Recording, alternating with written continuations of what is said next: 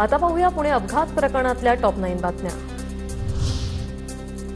ससूनमध्ये अल्पवयीन आरोपीऐवजी आईचेच blood sample घेतले। Doctor Pallavi सापळेंच्या अहवालातून मोठी माहिती समोर।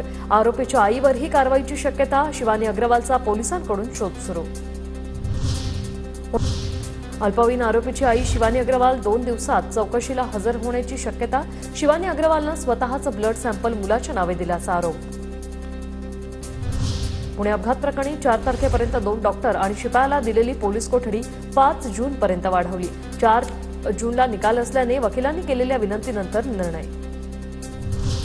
सुनील टिंगरेंकडून तावरेला अधीक्षक करण्याची शिफारस। टिंगरेंच्या शिफारस पत्रावर मुश्रीफांचा शेरा, म्हणूनच तावरेंची नियुक्ती।